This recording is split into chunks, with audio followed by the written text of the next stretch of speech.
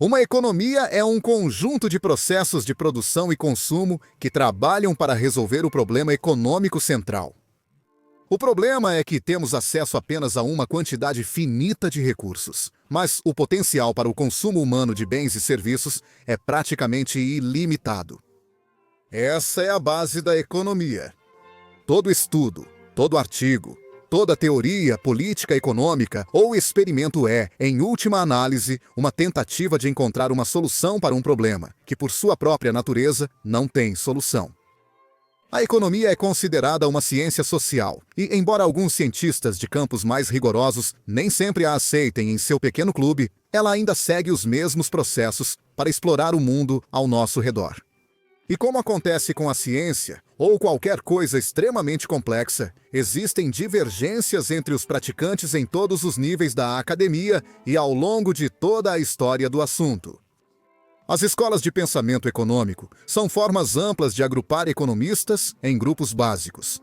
Agora, a primeira coisa a saber sobre essas escolas de pensamento é que elas concordam entre si na maioria das questões.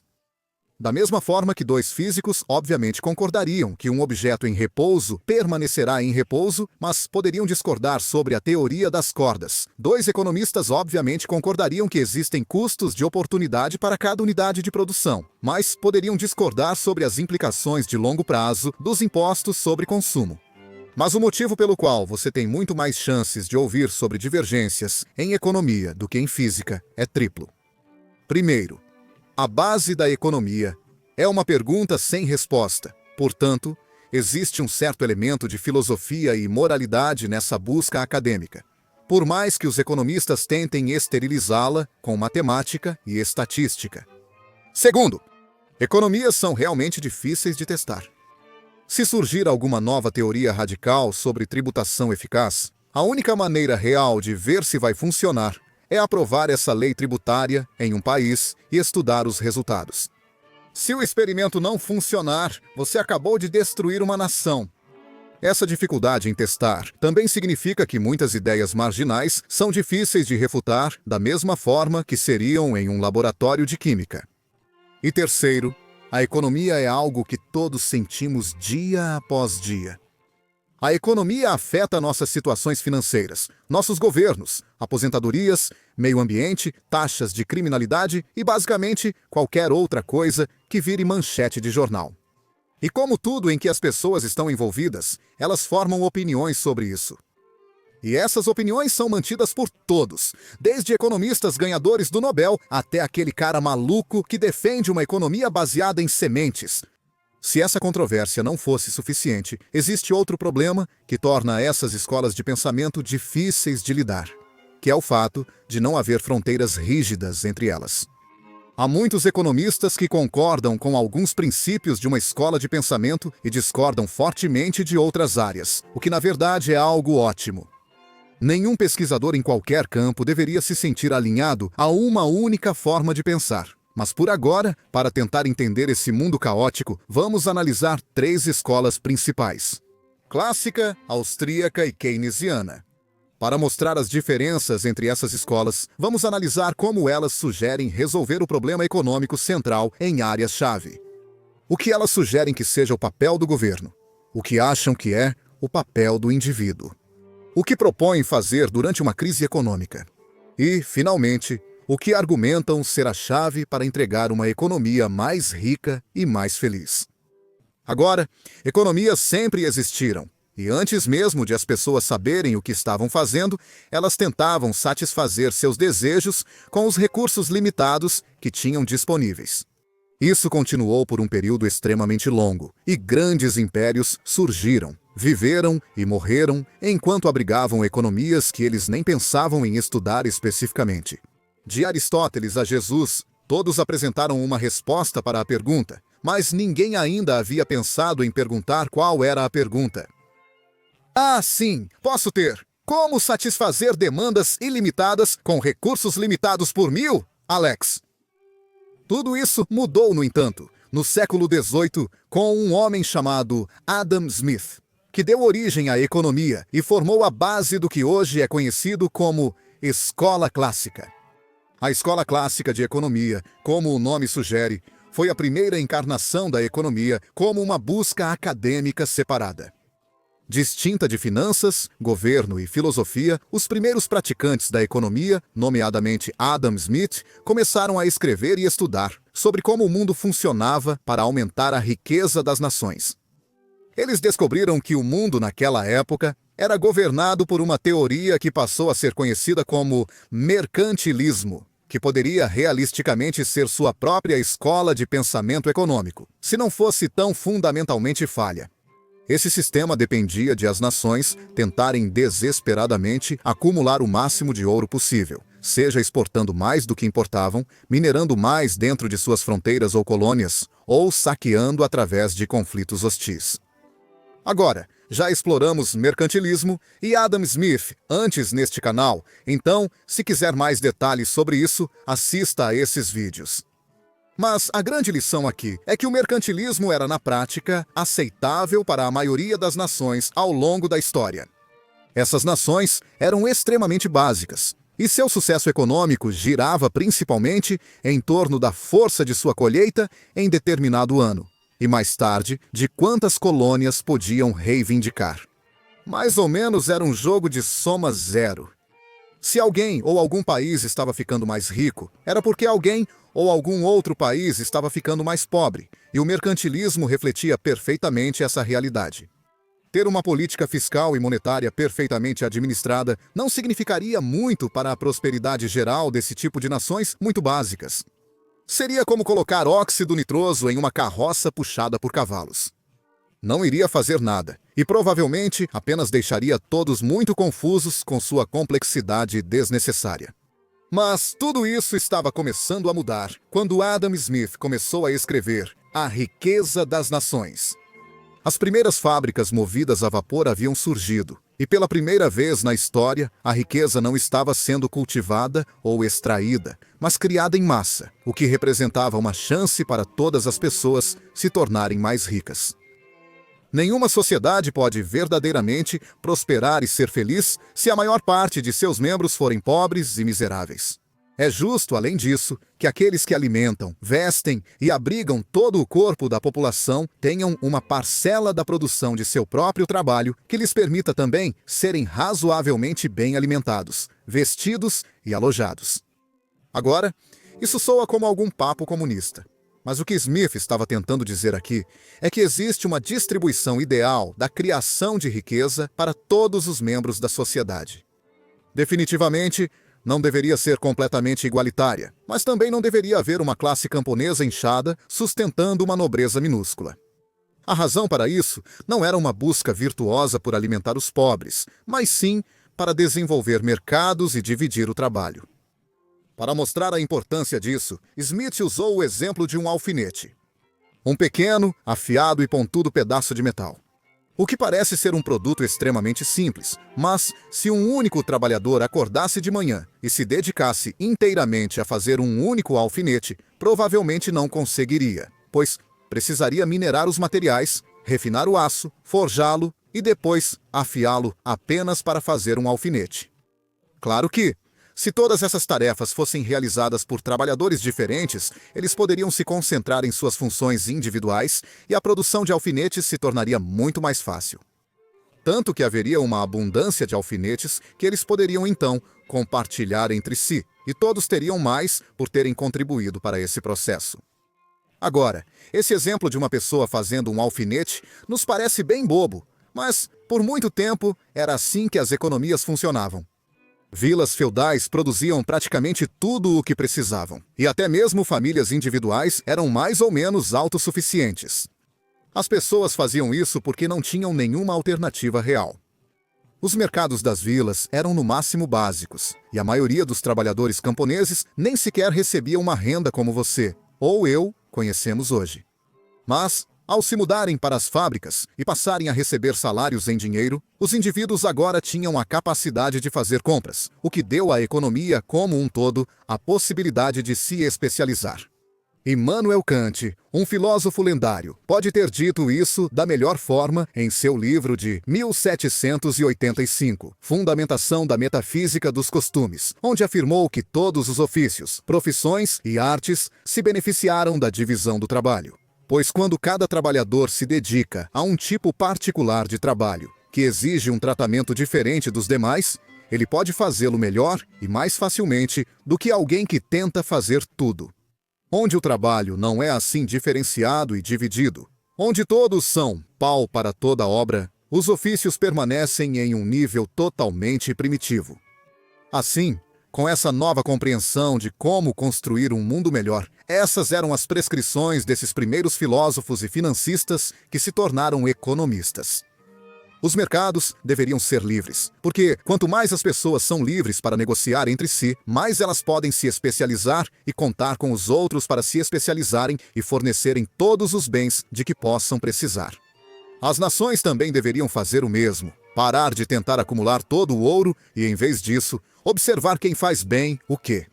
Uma vez que isso seja conhecido, negociar com outras nações para aumentar a riqueza geral.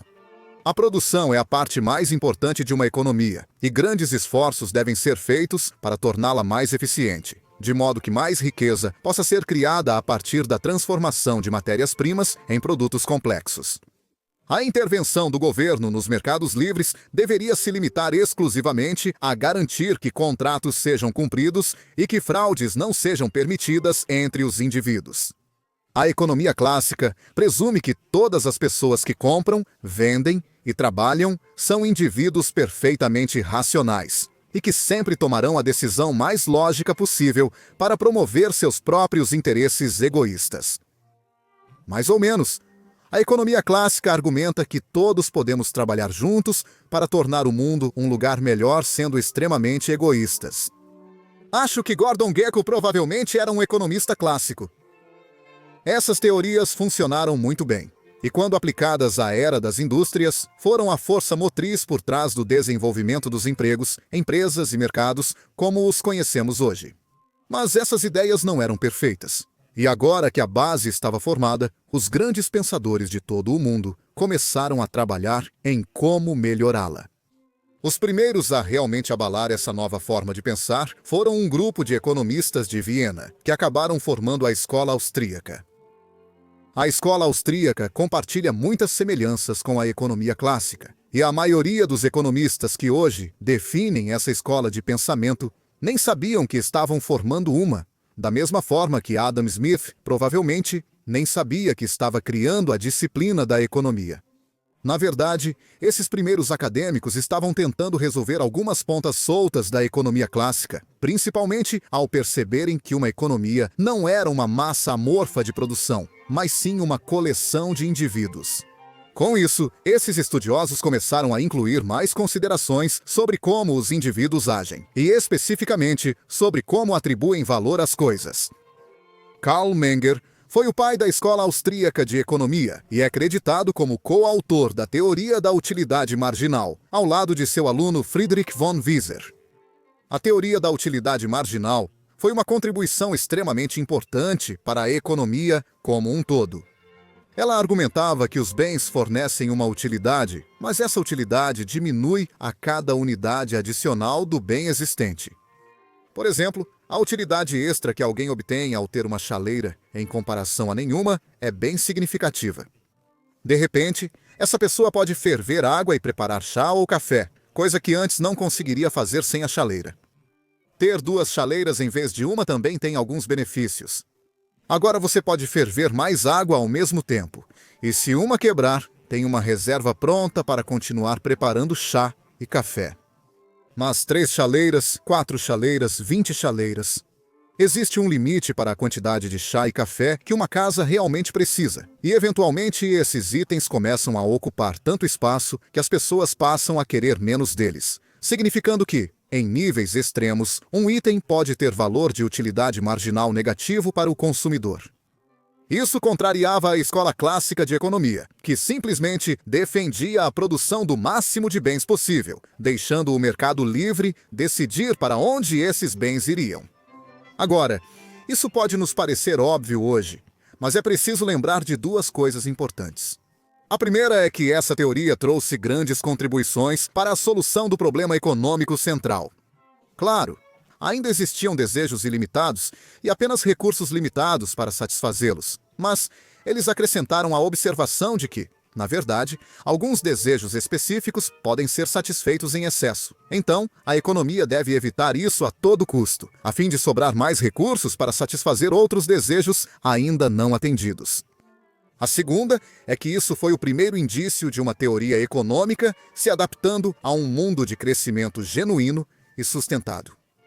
Antes dos anos 1800, a ideia de que alguém poderia ter demais de alguma coisa era bastante estranha.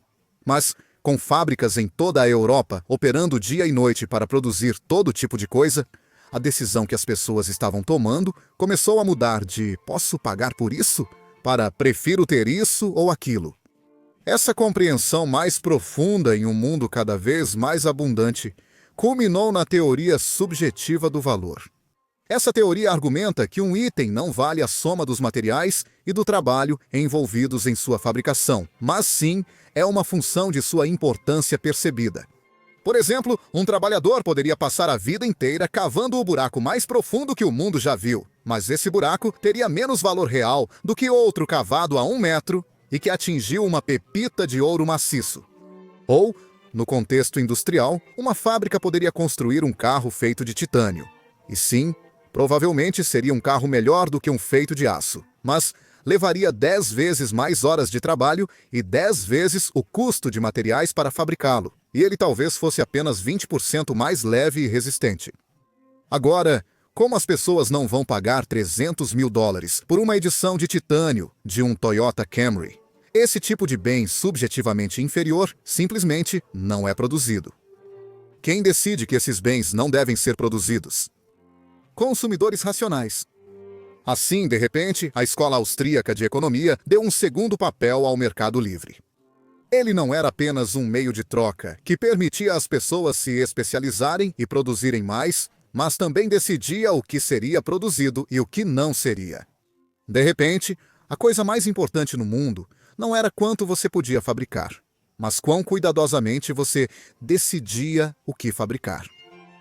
Os consumidores já não eram mais unidades de trabalho. Não, agora os consumidores eram reis. A economia austríaca é hoje vista pela maioria dos economistas convencionais como uma ideologia bastante marginal por alguns motivos. O primeiro motivo real é que, como veremos em breve, os consumidores podem ser realmente burros e irracionais. Então não adianta simplesmente dar liberdade total e torcer pelo melhor. E em segundo lugar, é muito controversa, porque depende fortemente de suposições e não de matemática ou estatísticas rigorosas. Isso torna muitas de suas teorias não falseáveis, o que em bom português significa impossíveis de serem refutadas. O que parece ótimo, mas na prática significa que, como não existem modelos rigorosos ou prescrições claras, é muito difícil afirmar que determinado resultado contradiz sua teoria. Agora, como a economia é uma ciência, é extremamente importante que todas as teorias tenham um arcabouço robusto para serem testadas. Você escreve uma hipótese, conduz um experimento, mede os resultados e depois os registra. Se você não consegue fazer isso, então não é ciência. Por esse motivo, pessoas como Paul Krugman observam que a economia austríaca é mais um ramo da filosofia do que da economia. Fora do meio acadêmico, a escola austríaca continua sendo muito popular, em parte por sua natureza lógica simples, em parte por apoiar princípios de livre mercado, em parte por dispensar boa parte da modelagem e da matemática que podem tornar a economia chata, e em parte por ter contribuído bastante para a nossa compreensão moderna de como o mundo funciona. Só porque os economistas acadêmicos modernos desprezaram essa escola e seus defensores não significa que suas contribuições tenham sido menos importantes. Hoje, conceitos como utilidade marginal, escolha do consumidor e custo de oportunidade são as primeiras coisas que os estudantes aprendem nas aulas introdutórias de economia. Mas ainda existem maneiras de melhorar isso e transformar esses entendimentos e percepções em uma estrutura viável para administrar um país. Fora o famoso "deixe as pessoas fazerem o que sabem". Foi aí que entrou John Maynard Keynes.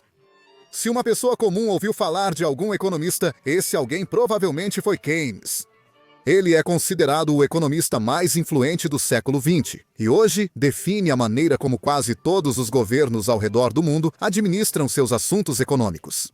Suas contribuições foram numerosas e extensas demais para serem exploradas em um único vídeo. Mas uma teoria de particular importância durante sua vida foi a introdução da política fiscal anticíclica. Desde o surgimento da economia clássica e da riqueza das nações, as economias se tornaram muitas e muitas vezes mais complexas. Fábricas, mercados, sistemas financeiros avançados, dívidas dos consumidores, empresas públicas. Tudo isso agora era comum, e os altos e baixos da prosperidade nacional não eram mais determinados pela colheita, mas sim pelo ciclo de negócios. Por volta do início dos anos 1800, as economias começaram a passar por altos e baixos que já não podiam ser explicados exclusivamente por forças externas, mas sim pelo sentimento das pessoas dentro da nação. Como os consumidores agora estavam no centro das economias modernas, seus sentimentos impactavam a economia tanto quanto, ou até mais do que, forças reais como desastres naturais, guerras ou pragas. Isso novamente mostra que essa escola de pensamento econômico era um produto de seu tempo. Keynes começou a escrever sua obra mais reconhecida, A Teoria Geral do Emprego, do Juro e da Moeda, durante a Grande Depressão. Agora, esse tipo de altos e baixos podia ser muito instável e prejudicar a saúde da economia no longo prazo. Por exemplo, quem gostaria de investir em uma empresa sabendo que uma recessão devastadora aconteceria a cada 10 anos, provavelmente levando o negócio à falência? Bem, ninguém. Mas as empresas precisam de financiamento para continuar crescendo e contribuindo para a economia. A solução foi tentar suavizar o ciclo de negócios, influenciando artificialmente os gastos dos consumidores.